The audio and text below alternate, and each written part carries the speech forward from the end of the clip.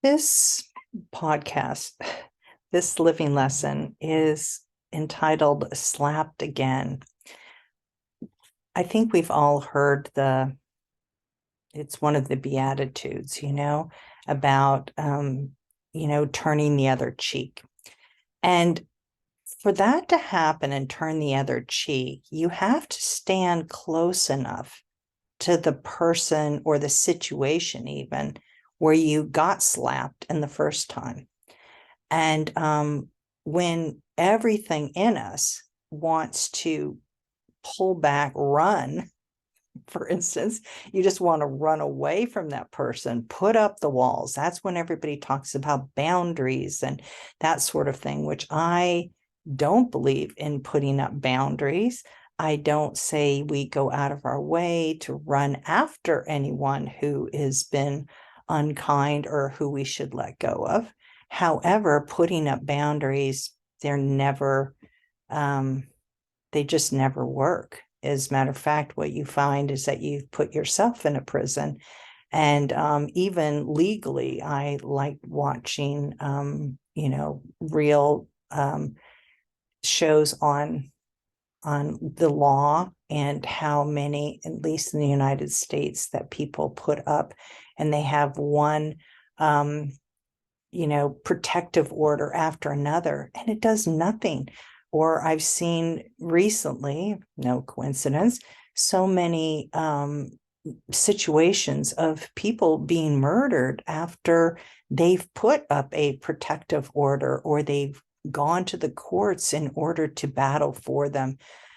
I just would not trust anything or anyone other than the Lord protecting me, because I know He's the only one who's there 24/7, and He's the only one that can surround me with favor and has faithfully done so. And even when I've come very close and the enemy later on wants to say, oh my gosh, look how close you came to this happening. Well, that was the point. It was very close, yet He protected me. And the times that I am harmed by something, He always wants to use it for good. That is just the way that God created the universe.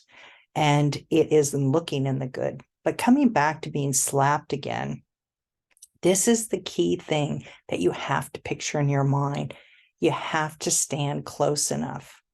You want to run, you want to at least take a step back. So when they swing, they're not going to hit you or you're going to be ready to duck.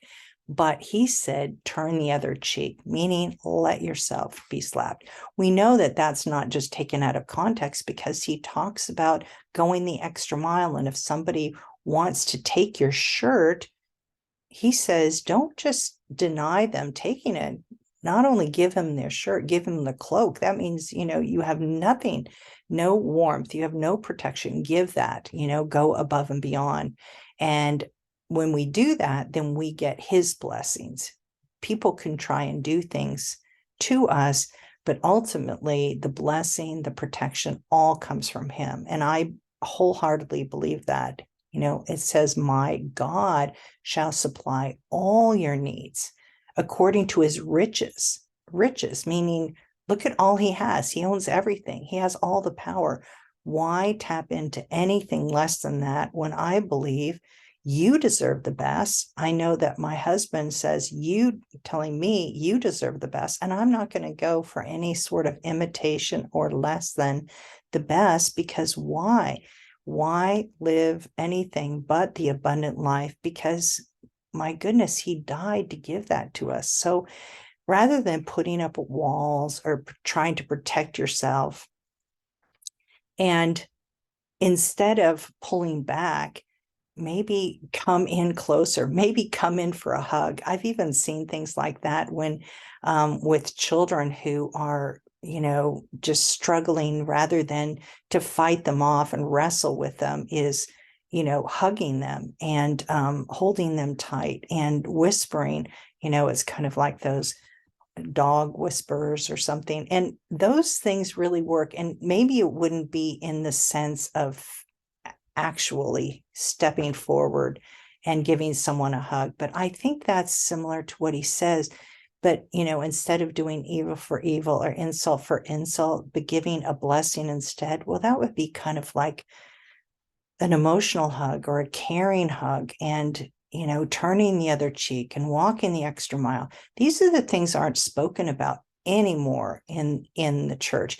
And if they are spoken about, they're kind of, they're just a little off, but not really doing those things that are impossible to do unless you tap into the power that he has. Apart from me, you can do nothing. That's what I said just a couple of living lessons ago. Apart from him, we can do nothing. So it means being connected to him, doing it in his power. If you don't need his grace to do it, then you're doing it in the flesh, and it's easy to do. And those things that are harder to do are going to bring about the greatest blessings, the greatest fruits, the best testimonies to really help those who are going through something similar, and many times much worse. But you will be able to make a way for them if you can do that, and to trust him only.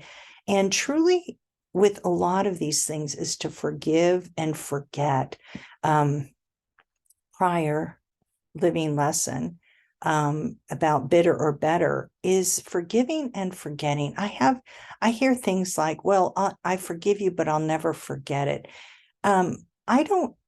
Well, the fact is I do usually forget everything. And that's why I'm easily wounded again and again and again, because I truly forget. It was one of the things that my daughter was very good to remind me. Mom, why are you doing that? Don't you remember that this person did this or that or this? And I'd say, no. Oh, yeah, that's right. One of the funniest ones, and maybe I've shared it before, but since my husband brought it to mind, I'm going to share it with you. But I remember when I had I think it was my seventh. Yeah, it was. I had my seventh, and I had a doctor. We were planning to have another home birth. My number 6 was born at home. My 11 pounds, 14-ounce little boy, is huge, born at home, and we were planning on having that with our last one. However, it was really my husband at the time saying, no, we need to go.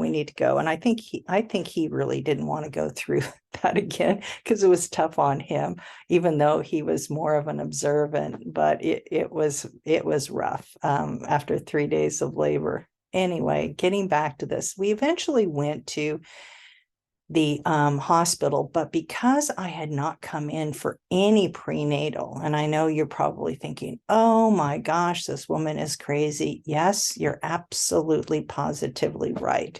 But there, in the state where we were living, it was against the law for a midwife to treat anyone for a home birth after number 5. So we didn't want them to break the law. Plus, ultimately, we're always trusting God for everything. So in that case, we came in. So they treated me rather badly, I must say. And I don't blame them for it. I was in the medical field for years. I didn't like those who didn't comply. I didn't like it. And so I feel for them. Not sure, being unkind is the way to do it, but nevertheless, I get it. So he was rather unkind, rather mean, actually, during the time.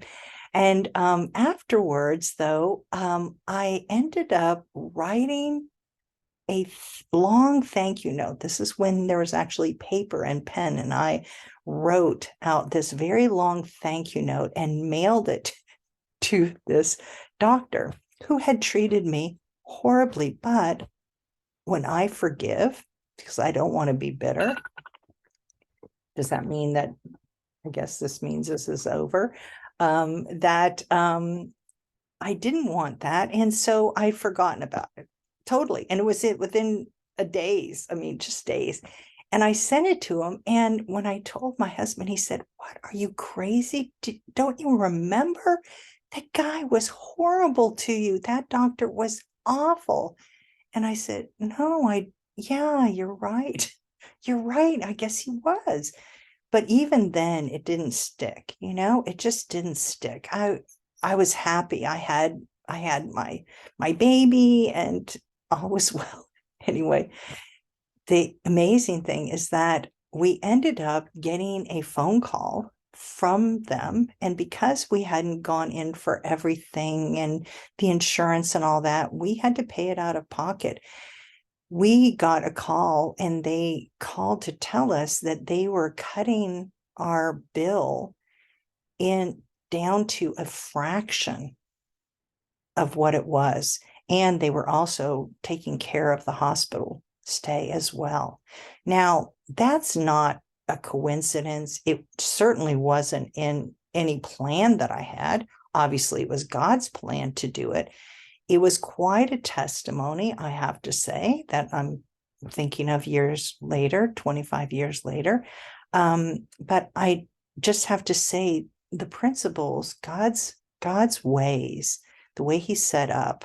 And when Jesus came back, everything changed. Remember, this is new. This is all new. This is the way we're going to begin acting, the Beatitudes, how to be. These are the attitudes I want you to have. Very difficult to live. Apart from me, you can't do it. And I'm going to say that there's no way. But with me, nothing's, with God, nothing is impossible. So I hope you think about that. And it's not necessarily going to be a physical slap. I can't to honestly remember ever getting slapped. I did get spit on, unfortunately. But Jesus, who was perfect, he had far worse. And so I don't think it's anything to brag about or think that I've done something heroic, because I haven't. However, I have been in essence slapped and, doing good things for someone only to get slapped about it and unkindness coming. But let's not be bitter. Let's be better. Let's make sure that we're connected to our husband, that, he's the vine, we're just the branches. Apart from him, we can't do anything. We won't produce any fruit. We won't stay nourished. We won't grow. Be willing to get cut back and trimmed back, and knowing that it only means that more fruit is coming. That's what he wants to do. That he uses all things for good. Always look for that. All of these things, they all come together and they weave together, and it may seem like a total mess, but if you flip it over, just like needlepoint, it's a beautiful picture, that he's painting there, that he's painstakingly, doing in your life, so that you can be that epistle read by all men, and your life will have great meaning. You won't be any happier. It really is that abundant life that he died to give us, and it is absolutely worth having. So ladies, be encouraged.